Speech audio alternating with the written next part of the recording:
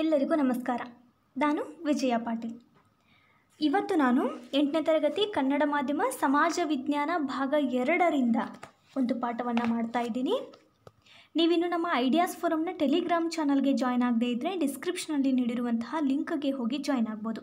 ಹೀಗೆ ಜಾಯ್ನ್ ಆಗೋದ್ರ ಮುಖಾಂತರ ನೀವು ಅನೇಕ ಉಪಯೋಗಗಳನ್ನು ಪಡ್ಕೊಳ್ಬೋದು. ಅದನ್ನು ಇಲ್ಲಿ ಲಿಸ್ಟ್ ಮಾಡಿದ್ದೀವಿ.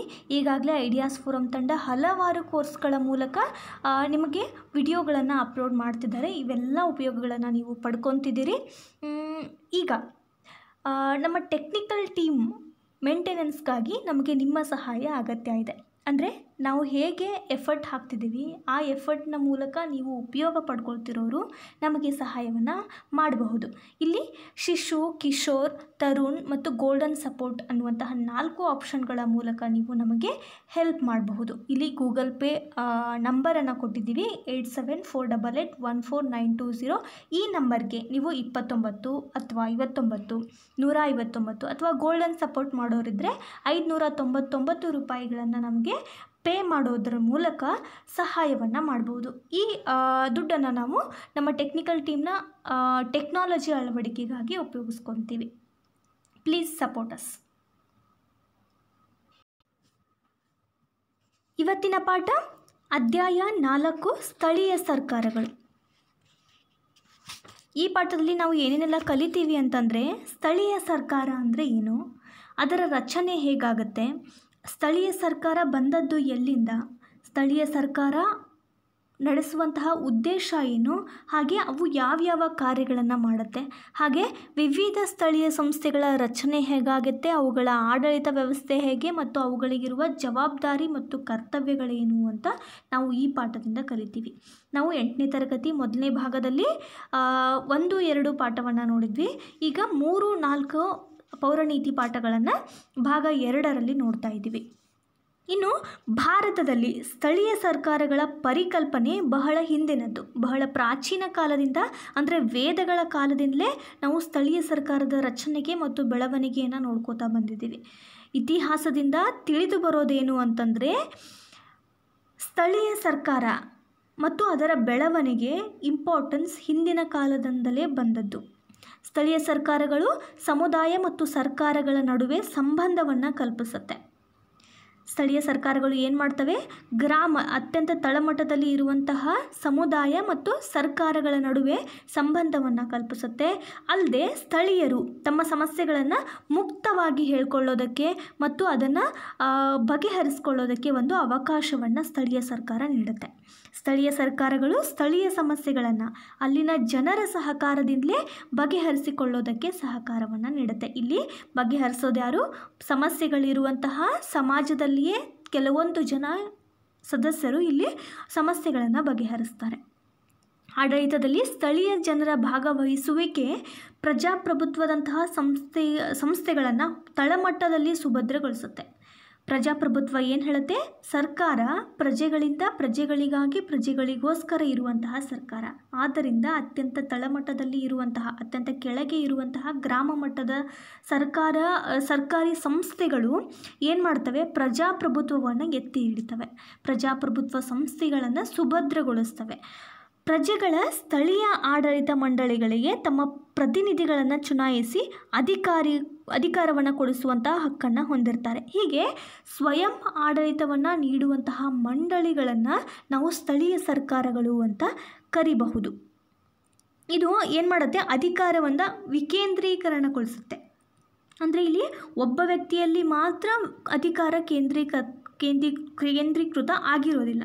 ಅಂದರೆ ಇಲ್ಲಿ ಅಧಿಕಾರ ಒಬ್ಬನ ಕೈಯಲ್ಲಿ ಇರಲ್ಲ.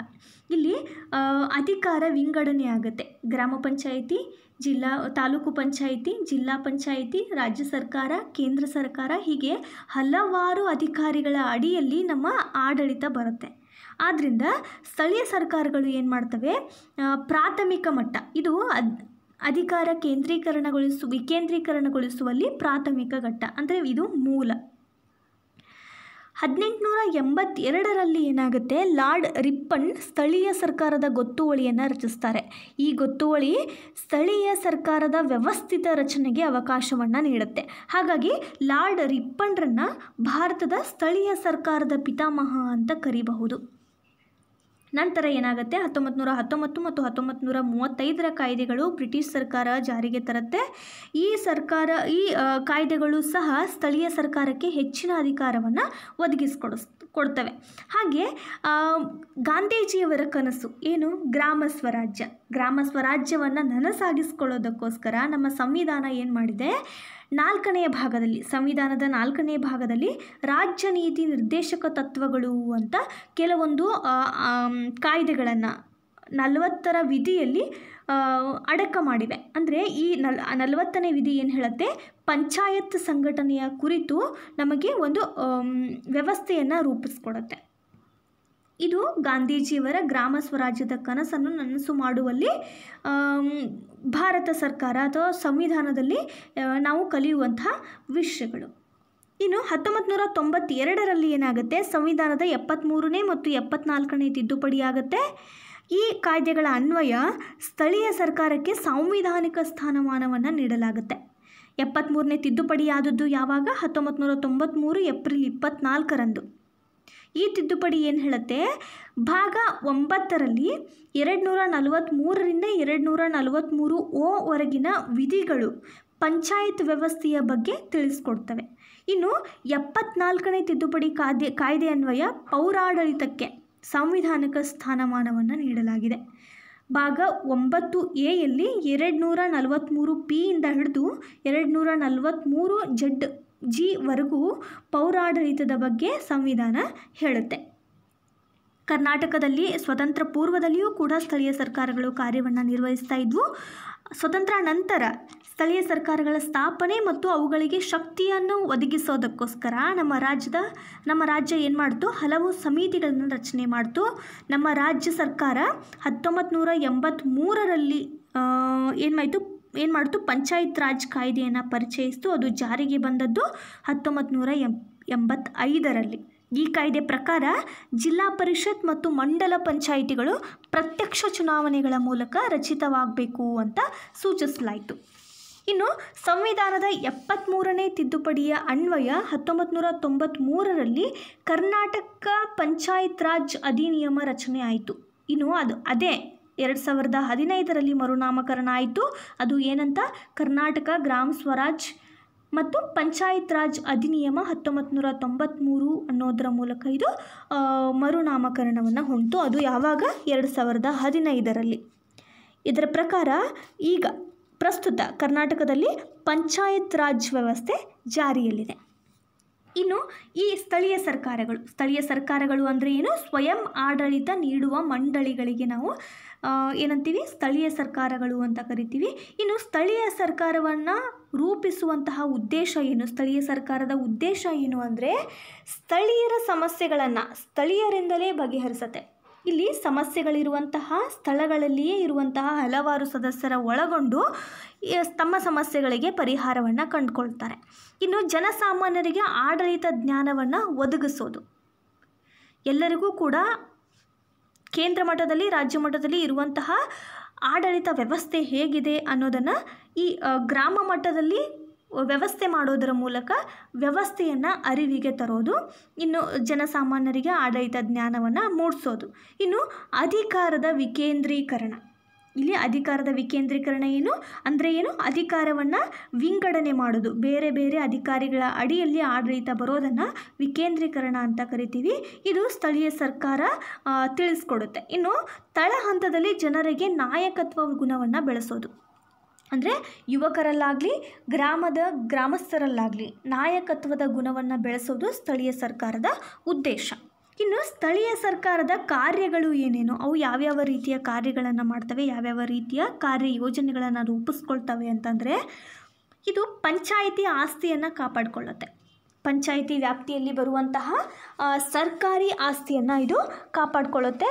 ಇನ್ನು ಸ್ಥಳೀಯ ಮಂಡಳಿಯ ವಾರ್ಷಿಕ ಅವ್ಯಯ ಮುಂಗಡ ಪತ್ರವನ್ನು ತಯಾರಿಸುತ್ತೆ. ಅಂದರೆ ಆ ಸ್ಥಳದಲ್ಲಿ ಎಷ್ಟು ಯೋಜನೆಗಳು ಕಾರ್ಯರೂಪಕ್ಕೆ ಬಂದು ಎಷ್ಟು ಖರ್ಚಾಯಿತು ಅನ್ನೋ ವರ್ಷದ ಒಂದು ಖರ್ಚಿನ ಪಟ್ಟಿಯನ್ನು ಇದು ಮಾಡುತ್ತೆ. ಇನ್ನು ಆರೋಗ್ಯ ಮತ್ತು ಕುಟುಂಬ ಕಲ್ಯಾಣ ಯೋಜನೆಗಳನ್ನು ಕೈಗೆತ್ತಿಕೊಳ್ಳುತ್ತೆ. ರಸ್ತೆ ನಿರ್ಮಾಣ, ವಿದ್ಯುದೀಕರಣ, ಗೃಹ ನಿರ್ಮಾಣ, ಕುಡಿಯುವ ನೀರಿನ ವ್ಯವಸ್ಥೆ, ಹೀಗೆ ಹಲವಾರು ಅಭಿವೃದ್ಧಿ ಕಾರ್ಯಗಳನ್ನು ಇದು ರೂಪಿಸುತ್ತೆ, ಅನುಷ್ಠಾನಕ್ಕೆ ತರುತ್ತೆ. ಇನ್ನು ಶಿಕ್ಷಣ ವ್ಯವಸ್ಥೆಗೆ ಬಂದರೆ ಪ್ರಾಥಮಿಕ, ಪ್ರೌಢ, ನಂತರ ಅನೌಪಚಾರಿಕ ಶಿಕ್ಷಣ ಇಂತಹ ಕಾರ್ಯಕ್ರಮಗಳಿಗೆ ಇದು ಪ್ರೋತ್ಸಾಹವನ್ನು ನೀಡುತ್ತೆ. ಸ್ವಚ್ಛತೆ ಮತ್ತು ನೈರ್ಮಲ್ಯಕ್ಕೆ ಇದು ಒತ್ತನ್ನು ನೀಡುತ್ತೆ. ಎಲ್ಲ ಪ್ರಕಾರದ ಮಾಲಿನ್ಯಗಳನ್ನು ತಡೆಗಟ್ಟಿ ಉತ್ತಮ ಆರೋಗ್ಯಕರ ಸವಲತ್ತನ್ನು ಒದಗಿಸೋದು ಸ್ಥಳೀಯ ಸರ್ಕಾರದ ಒಂದು ಕಾರ್ಯ. ಇನ್ನು ಅವಶ್ಯಕ ಪಡಿತರಗಳಾದಂತಹ ಪಡಿತರ ವ್ಯವಸ್ಥೆಯನ್ನು ಕೂಡ ಇದು ವ್ಯವಸ್ಥೆ ಮಾಡುತ್ತೆ. ಅಂದರೆ ಆಹಾರ ಧಾನ್ಯ, ಸೀಮೆ ಎಣ್ಣೆ ಇತ್ಯಾದಿ ವಿತರಣೆಗೆ ಸೂಕ್ತ ವ್ಯವಸ್ಥೆಯನ್ನು ನಿರ್ಮಿಸಿ ಸವಲತ್ತುಗಳನ್ನು ಒದಗಿಸುತ್ತೆ. ಕೃಷಿ ಸಂಗೋಪನೆ, ಖಾದಿ ಮತ್ತು ಕರಕುಶಲ ಉದ್ಯೋಗಗಳನ್ನು ಪ್ರೋತ್ಸಾಹಿಸೋದು ಕೂಡ ಇದರ ಒಂದು ಕಾರ್ಯ. ಇನ್ನು ಜನನ ಮರಣಗಳ ಒಂದು ಪಟ್ಟಿಯನ್ನು ಮಾಡುತ್ತೆ, ನೋಂದಣಿಯನ್ನು ಮಾಡುತ್ತೆ ಮತ್ತು ಪ್ರಮಾಣ ಪತ್ರಗಳನ್ನು ಒದಗಿಸೋದು ಕೂಡ ಸ್ಥಳೀಯ ಸರ್ಕಾರದ ಒಂದು ಕಾರ್ಯ. ಇನ್ನು ರೈತರಿಗೆ ಸಹಾಯವನ್ನು ಮಾಡುತ್ತೆ, ಕೃಷಿ ವಿಸ್ತರಣಾ ಕಾರ್ಯಕ್ರಮಗಳನ್ನು ನಡೆಸ್ಕೊಡುತ್ತೆ. ಪರಿಶಿಷ್ಟ ಪಂಗಡ, ಪರಿಶಿಷ್ಟ ಜಾತಿ, ದುರ್ಬಲ ವರ್ಗ, ಮಹಿಳೆ ಮತ್ತು ಮಕ್ಕಳಿಗಾಗಿ ಕಲ್ಯಾಣ ಯೋಜನೆಗಳನ್ನು ಇದು ರೂಪಿಸುತ್ತೆ. ಇನ್ನು ತೆರಿಗೆ ದಂಡಗಳ ವಸೂಲಿಯನ್ನು ಮಾಡುತ್ತೆ. ಅಂದರೆ ಸರ್ಕಾರ ನಡೆಸೋದಕ್ಕೆ ಬೇಕಾದಂತಹ ಆದಾಯದ ಮೂಲವಾದಂತಹ ತೆರಿಗೆಯನ್ನು ವಸೂಲಿ ಮಾಡೋದು ಕೂಡ ಸ್ಥಳೀಯ ಸರ್ಕಾರದ ಒಂದು ಕಾರ್ಯ. ಇನ್ನು ಫಲಾನುಭವಿಗಳನ್ನು ಗುರುತಿಸೋದು, ಅಂದರೆ ಯಾವುದೇ ಒಂದು ಯೋಜನೆ ಬಂದಾಗ ಆ ಯೋಜನೆಗೆ ಯುಕ್ತವಾಗಿರುವಂತಹ ಫಲಾನುಭವಿಗಳು, ಅದನ್ನೇ ತೆಗೆದುಕೊಳ್ಳುವಂತಹ ಯೋಜನೆಯ ಉಪಯೋಗವನ್ನು ಪಡೆದುಕೊಳ್ಳುವಂತಹ ವ್ಯಕ್ತಿಗಳನ್ನು ಆಯ್ಕೆ ಮಾಡೋದು ಕೂಡ ಸ್ಥಳೀಯ ಸರ್ಕಾರದ ಕಾರ್ಯ. ಇವೆಲ್ಲ ಕಾರ್ಯಗಳನ್ನು ಸ್ಥಳೀಯ ಸರ್ಕಾರ ಮಾಡುತ್ತೆ. ಇನ್ನು ಸ್ಥಳೀಯ ಸರ್ಕಾರದ ಆದಾಯದ ಮೂಲ ಏನು? ಆದಾಯ ಯಾವುದಕ್ಕೆ ಬೇಕು ಅಂದರೆ ಸ್ಥಳೀಯ ಸ್ವಯಂ ಸರ್ಕಾರಗಳು ವಿವಿಧ ಯೋಜನೆಗಳನ್ನು ಅನುಷ್ಠಾನಕ್ಕೆ ತರಬೇಕಾಗತ್ತೆ. ಗ್ರಾಮಸ್ಥರಿಗೆ, ಗ್ರಾಮದ ಜನರಿಗೆ ಹಲವಾರು ಸವಲತ್ತುಗಳನ್ನು ಒದಗಿಸ್ಕೊಡ್ಬೇಕಾಗತ್ತೆ. ಇದಕ್ಕೆ ಬಂಡವಾಳದ ಅವಶ್ಯಕತೆ ಇರುತ್ತೆ. ಈ ಸಂಸ್ಥೆಗಳ ಪ್ರಮುಖ ಆದಾಯದ ಮೂಲಗಳು ಯಾವ್ಯಾವು ಅಂದರೆ ಇದು ಉಪಕರವನ್ನು ಸಂಗ್ರಹ ಮಾಡುತ್ತೆ.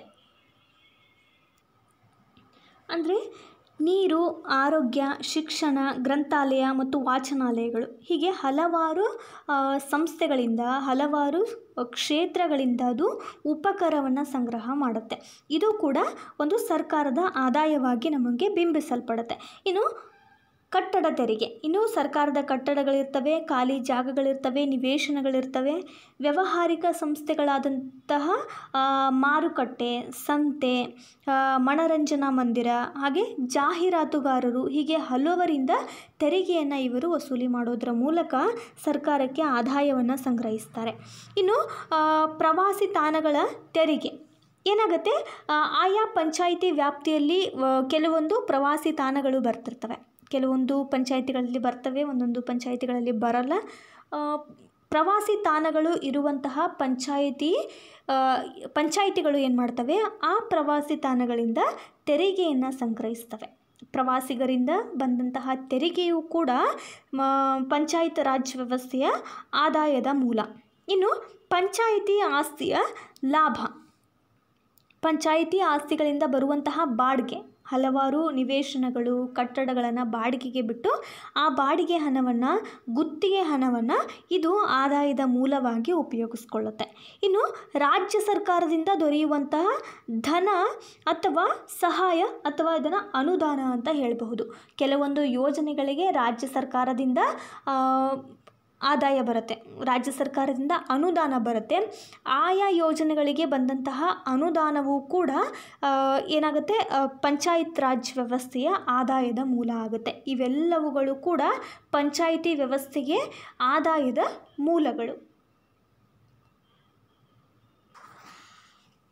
ಇನ್ನು ಇಲ್ಲಿ ಕರ್ನಾಟಕ ಪಂಚಾಯತ್ ರಾಜ್ ನಕ್ಷೆಯನ್ನು ನಾವು ನೋಡಬಹುದು. ಇಲ್ಲಿ ಅಧಿಕಾರವನ್ನು ಜಿಲ್ಲಾ ಪಂಚಾಯಿತಿ, ತಾಲೂಕು ಪಂಚಾಯಿತಿ ಮತ್ತು ಗ್ರಾಮ ಪಂಚಾಯಿತಿ ಅಂತ 3 ಪಂಚಾಯಿತಿಗಳಲ್ಲಿ ವಿಂಗಡಣೆ ಮಾಡ್ತೀವಿ. ಪ್ರಸ್ತುತ ಜಿಲ್ಲಾ ಪಂಚಾಯಿತಿಗಳು ಕರ್ನಾಟಕದಲ್ಲಿ 30, ತಾಲೂಕು ಪಂಚಾಯಿತಿಗಳು 176 ಮತ್ತು ಗ್ರಾಮ ಪಂಚಾಯಿತಿಗಳು 6022 ಅಂತ ನಾವು ಗುರುತಿಸಬಹುದು.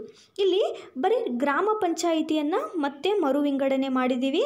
ಗ್ರಾಮ ಪಂಚಾಯಿತಿಯ ರಚನೆ ಹೇಗಾಗುತ್ತೆ, ಇಲ್ಲಿ ಬರೀ ಕರ್ನಾಟಕವನ್ನು ಕನ್ಸಿಡರ್ ಮಾಡಿದ್ರೆ ಗ್ರಾಮ ಪಂಚಾಯಿತಿಯ ಸದಸ್ಯರನ್ನು ಪ್ರತ್ಯಕ್ಷ ಚುನಾವಣೆಯ ಮೂಲಕ ಗ್ರಾಮ ಪಂಚಾಯಿತಿ ವ್ಯಾಪ್ತಿಯಲ್ಲಿ ಬರುವಂತಹ ಜನರು ಆಯ್ಕೆ ಮಾಡ್ತಾರೆ.